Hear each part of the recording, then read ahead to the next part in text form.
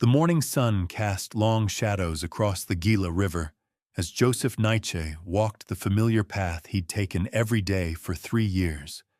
At 34, the former Army Ranger carried himself with the quiet precision of someone who'd learned to move through hostile territory. But the war he fought now was against memories that ambushed him in silence. His weathered hands, scarred from tours in Afghanistan, gripped the walking stick his grandfather had carved from mesquite wood. The Apache reservation in southeastern Arizona stretched around him like a protective embrace, but the ghosts followed him everywhere. Joseph had returned home to the San Carlos Apache reservation after his discharge, seeking the healing his grandmother had promised would come from walking the old paths. But 3 years of dawn walks along the river had brought little peace. The nightmares still came. Sudden sounds still made him reach for weapons that weren't there, and the silence he'd once found comforting now felt like a prison. The tribal council had offered him work helping with veterans programs and cultural preservation projects. But Joseph couldn't trust himself around people yet. Not when a car backfiring could send him diving for cover. Not when crowds made his skin crawl with anticipation of danger. So he walked. Every morning at sunrise, every evening at sunset, following the river that had sustained his people for generations, hoping the rhythm of his footsteps might eventually drown out the echo of explosions that lived in his head. This morning felt different. As he rounded the bend where ancient cottonwoods created a cathedral of shade, he heard something that stopped him mid-stride. The sound of quiet sobbing, almost lost beneath the murmur of water over stones.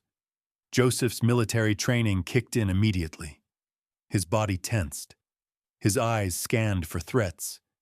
His mind catalogued escape routes.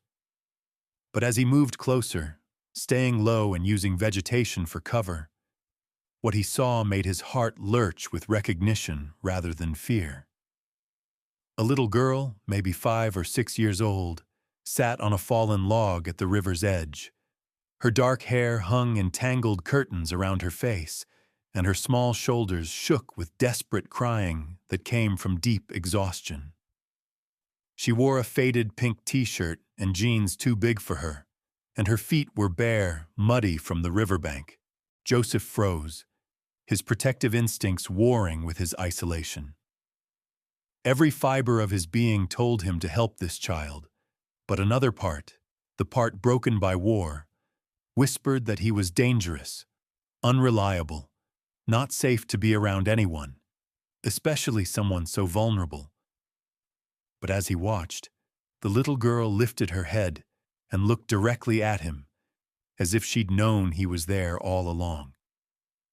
Her eyes were dark and serious, too old for her young face, and when she spoke, her voice was barely above a whisper. "Are you my father?" The question hit Joseph like a physical blow. He stepped out from behind the trees, his hands raised in what he hoped was a non-threatening gesture. "No, sweetheart," he said softly, his voice rusty from disuse. "I'm not your father. Are you lost?" The girl studied him with careful attention of someone who'd learned to read adults for signs of danger. Something in his quiet demeanor seemed to reassure her, because she nodded slowly. "I think so. I was with Mama in the car, and then there were loud noises and people yelling, and I ran." She wiped her nose with the back of her hand. "I ran for a long time, and now I can't find the road." Joseph's mind raced. A car, loud noises, yelling. It could be anything from a domestic dispute to an accident to something worse. But the girl was here, alone, and clearly had been for hours. "What's your name?" he asked, crouching down to her level but maintaining distance. "Lily." She hesitated, then added, "Lily Crowfeather."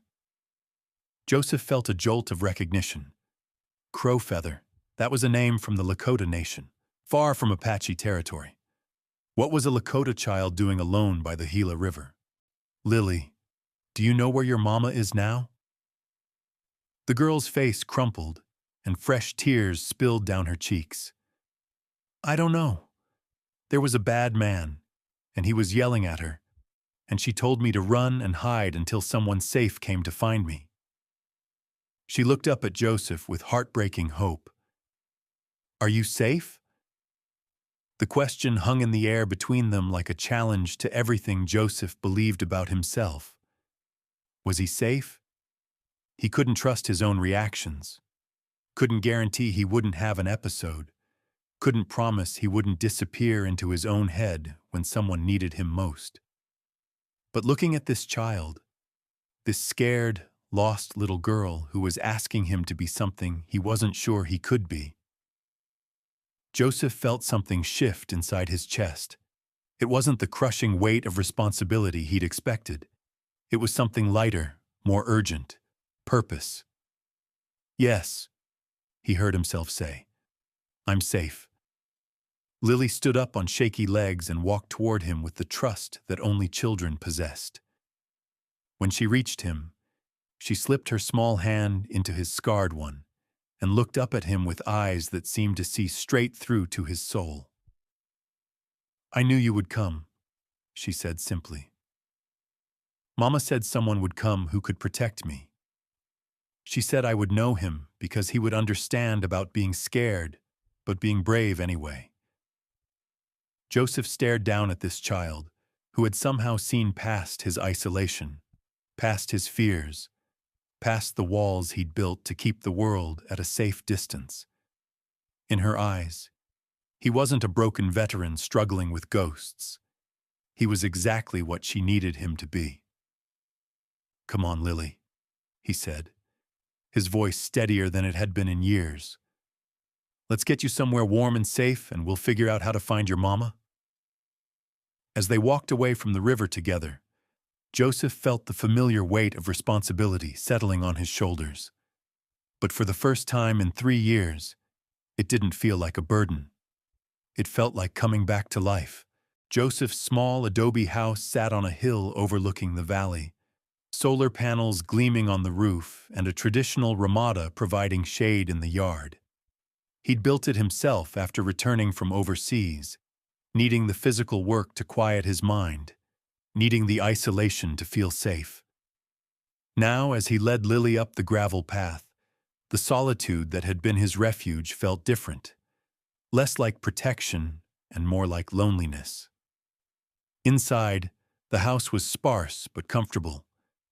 Traditional Apache baskets sat alongside military commendations on handmade shelves, and photographs of his grandmother mixed with pictures of his unit overseas. Lily's eyes moved over everything with the careful attention of someone who'd learned to assess new environments quickly. Are you hungry? Joseph asked, realizing he had no idea how to talk to a child.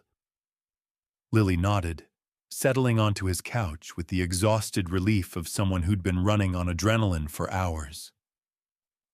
I haven't eaten since yesterday morning. Yesterday morning. The words hit Joseph like a gut punch. This child had been alone, scared, and hungry for over 24 hours. He moved to the kitchen, grateful for the familiar ritual of preparing food. His grandmother had taught him that feeding people was one of the most basic forms of caring. And right now, he needed something concrete to do with his hands, while his mind processed the magnitude of what had just entered his life. Do you like eggs? He called over his shoulder. Yes, please. Lily's voice was small but polite. Mama makes them with cheese sometimes. As he cooked, he kept glancing back at Lily, who had curled up on the couch with one of his grandmother's blankets. She wasn't crying anymore, but there was a watchful quality to her stillness that reminded him of himself. The hypervigilance of someone who'd learned that safety was temporary and danger could come from anywhere. Lily? He said as he brought her a plate of scrambled eggs and toast. Can you tell me more about what happened with your mama? She ate with the focused intensity of genuine hunger, but between bites, her story emerged in fragments. Her mother, Sarah Crow Feather, had been trying to leave an abusive boyfriend. They'd been driving from South Dakota to California, where Sarah's sister lived, when the boyfriend had found them at a rest stop near Tucson. There was yelling and glass breaking, Lily said, her voice matter-of-fact in the way children adopted when describing trauma. Mama told me to run into the desert and find help. She said to follow the water if I got lost. Joseph's military training helped him piece together the gaps in her story. The Gila River was miles from the major highways. Lily had been walking through rough country for hours, maybe a full day, following drainage washes and animal paths that eventually led to the river. It was a miracle she'd survived. "Do you remember your mama's phone number?" he asked gently. Lily shook her head. "It was in her phone, but I remember Aunt Emma's name, Emma Crow Feather in San Diego." Joseph nodded, already formulating a plan. He'd need to contact tribal police, maybe the FBI, since this involved potential kidnapping across state lines. But first, this child needed safety and stability. "Lily, I'm going to make some phone calls to help find your mama, okay? But that might take a while. You can stay here where it's safe." Something in his tone seemed to penetrate her exhausted defenses, because for the first time since he'd found her, Lily really looked at him, not just assessing for danger, but seeing him as a person. "You were a soldier," she said. It wasn't a question. Joseph was surprised. "How did you know?" "You walk like Uncle Tommy. He came back from the war different, and Mama said he had to learn how to be around people again." She tilted her head, studying him with those two old eyes. "Are you learning how to be around people again, too?" The honesty of the question caught Joseph off guard. In his grandmother's tradition, children were considered closer to the spirit world, able to see truths that adults missed. "Yes," he said simply. "I'm still learning." "That's okay," Lily said with the matter-of-fact wisdom of childhood. "Mama says learning hard things takes time." As the afternoon wore on, Joseph found himself moving more naturally around this small person who had somehow made his carefully controlled space feel like a home. He showed her the bathroom, found her a clean t-shirt of his that could serve as a nightgown, and explained how the wood stove worked. But more than that, he found himself talking about his grandmother, who had raised him after his parents died, about the Apache traditions she'd taught him, the importance of water, the power of silence, the way the land held memory. About his time in the military, though he kept those stories light, focusing on the friends he'd made rather than the things he'd seen. Lily listened with the intense attention of someone who understood that stories were how people shared pieces of themselves. When he told her about learning to carve from his grandfather, she asked if he could teach her. When he mentioned his grandmother's cooking, she offered to share some Lakota recipes her mother had taught her. "Will you teach me some Apache words?" she asked as evening shadows began to lengthen. Joseph found himself smiling, actually smiling, for the first time in months. "What do you want to learn?" "How do you say thank you?" "Ahehe," Lily repeated it carefully, her small voice wrapping around the unfamiliar sounds. "Ahehe, Father." The word hit Joseph like lightning, not because she'd used the Apache phrase, but because of how naturally she'd added that second word. Father, not Sir or his name, which she still didn't know. "Father." "Lily," he said gently. "My name is Joseph. Joseph Neitch." She nodded solemnly. "I know, but you feel like a father. Is that okay?" Joseph looked at this child who had wandered into his isolated world and somehow seen past all his defenses to something he'd forgotten he possessed: the capacity to protect, to care, to be needed. In her eyes, he wasn't broken. He was exactly what she needed him to be. "Yes," he said, his voice rough with emotion he thought he'd lost the ability to feel. "That's okay." That night, as Lily slept in his bed while he took the couch, Joseph lay awake listening to the soft sounds of another person breathing in his space. For the first time in 3 years, the silence didn't feel empty. It felt full of possibility. Morning brought the sound of Joseph moving quietly in the kitchen. But Lily was already awake, sitting by the window watching the sunrise paint the mountains gold and red. She'd slept deeply for the first time in days, wrapped in safety that felt as real as the blankets around her. "Good morning," Joseph said softly, not wanting to startle her. He'd learned in the military how to read body language, and everything about Lily's posture told him she was still processing, still deciding whether this sanctuary would last. "Good morning, Father," she replied, and Joseph felt that same lightning strike of recognition in his chest. Each time she used the word, it felt more real, more right. Over breakfast, Joseph outlined his plan.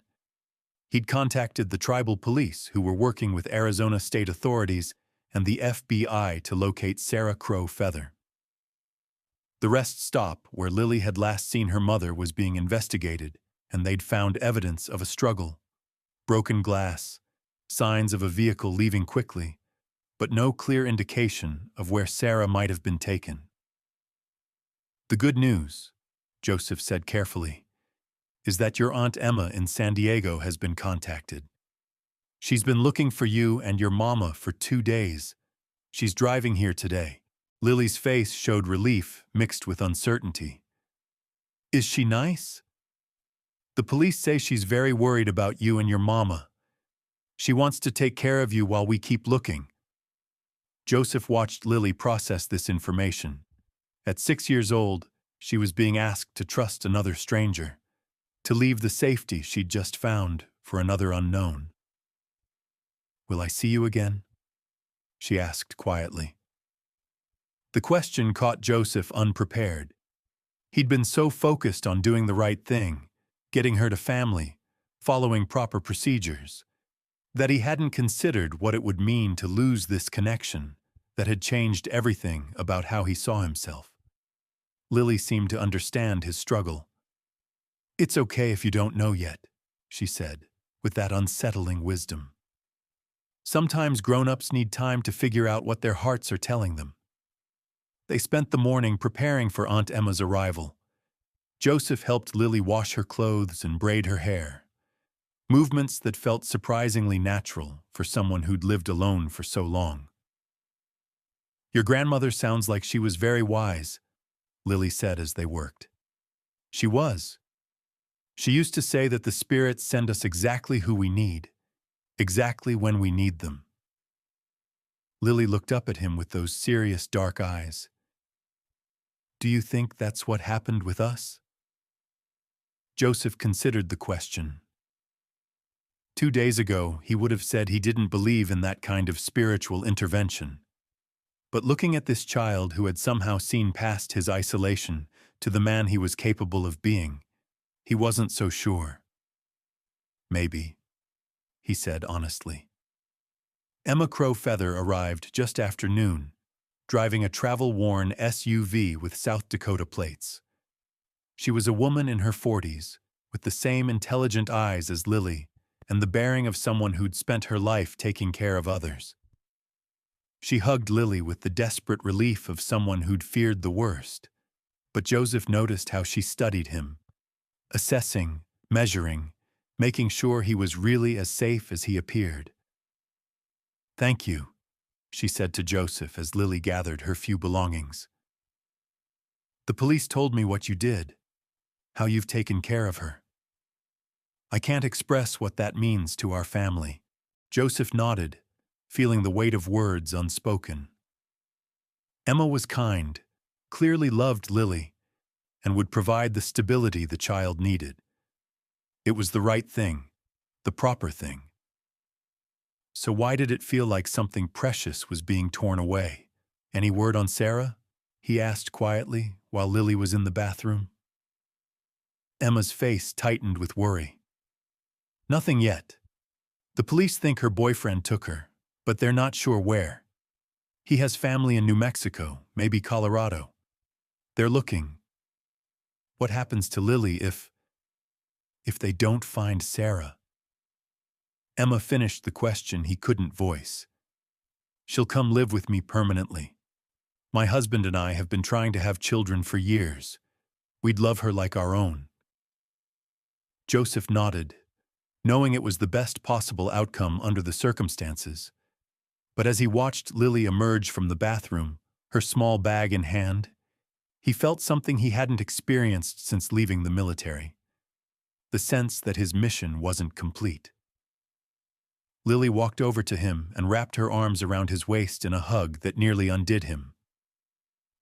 "Ahehe, Father," she whispered, "for finding me, for keeping me safe, for teaching me that brave people can be scared sometimes too." Joseph knelt down to her level, his hands on her small shoulders. "You taught me something too, Lily. You taught me that being needed isn't something to be afraid of." "Will you remember me?" she asked. "Every day," he promised, and meant it. As Emma's SUV disappeared down the dirt road, Joseph stood in his yard, feeling the silence settle around him again. But it was different now. The emptiness that had felt like protection now felt like what it was, just emptiness. That evening, he called his cousin Maria, who worked for the tribal social services. "Maria, it's Joseph. I need to ask you about something, about becoming a foster parent." There was surprise in her voice. Joseph hadn't initiated a phone call in over a year.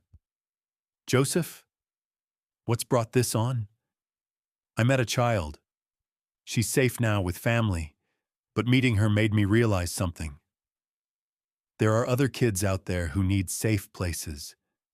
Kids who might understand what it's like to be scared, but trying to be brave anyway." He could hear the smile in Maria's voice. "I think that's wonderful, cousin. When do you want to start the process?" Joseph looked around his small house, already imagining how it might need to change.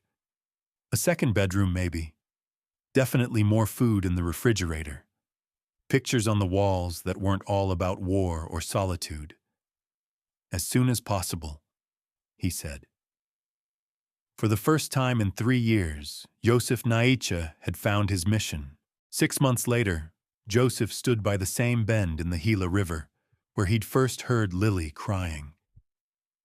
But this time, he wasn't alone. Marcus, age 8, was collecting smooth stones for a school project, while 12-year-old Sophie sat on the fallen log reading a book about Apache history. Both children had come to him through the tribal foster care system.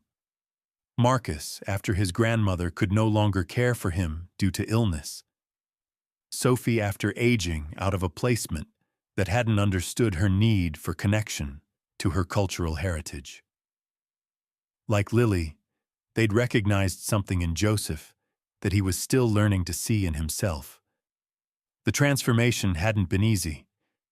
Joseph had spent months in therapy, working through his PTSD with a counselor who specialized in veteran issues. He'd attended parenting classes, undergone background checks, and slowly converted his solitary refuge into a home that could nurture healing. The nightmares still came sometimes, but they were manageable now. More importantly, he'd learned that his hypervigilance, the constant awareness that had made civilian life feel overwhelming, could be a gift when it came to reading the needs of traumatized children. "Joseph!"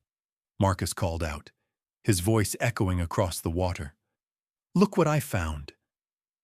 Joseph walked over to examine the boy's discovery, a piece of traditional pottery, probably centuries old, that had been revealed by recent flooding. "That's beautiful, Marcus. We should take it to the cultural center so they can document where it was found." Sophie looked up from her book. "Is it true that your grandmother used to find pottery here too?" "All the time. She said this bend in the river was a special place, where the water had been blessing our people for generations." "Is that why you used to come here when you were sad?" Sophie asked with the directness that 12-year-olds possessed. Joseph smiled. Both children knew his story, how he'd struggled after the war, how he'd found his purpose through helping them. "Yes, I came here to try to find peace, but I think I was looking for it in the wrong place." "Where was it really?" Marcus asked, abandoning his rock collection to join the conversation. "In being useful, in taking care of people who needed taking care of." His phone buzzed with a text message, and Joseph's heart jumped when he saw the name. Emma Crow Feather. "Joseph, I hope you remember me. I have news about Lily and her mother. Could you call when you have a chance?" "Is everything okay?" Sophie asked, reading his expression with the intuition of a child who'd learned to watch adults for signs of trouble. "I think it might be very okay," Joseph said, his voice tight with emotion. "Come on, let's head home. I need to make a phone call." The drive back was filled with the comfortable chatter of children who felt secure enough to share their thoughts freely. Marcus wanted to know if they could plant a garden. Sophie was planning a presentation about Apache pottery for her history class. Once they were settled at home, Marcus starting homework at the kitchen table, Sophie curled up in her favorite reading chair. Joseph stepped onto the front porch to call Emma. "Joseph!" Emma's voice was bright with joy. "I'm so glad you called back. I have the most wonderful news." "Is Sarah?" "She's alive. She's safe. The FBI found her 3 weeks ago in Colorado. That man had been holding her, but she managed to escape and get to a police station. She's been in the hospital recovering, but she's going to be completely fine." Joseph felt his knees go weak with relief. For 6 months, he'd carried the weight of not knowing whether Lily's mother was alive or dead. And Lily? That's the really wonderful news. They're both here with me now. Sarah's decided to stay in San Diego. She's got a job lined up, and Lily's enrolled in school. They're building a new life, safe from that man. Joseph closed his eyes, feeling profound gratitude wash over him.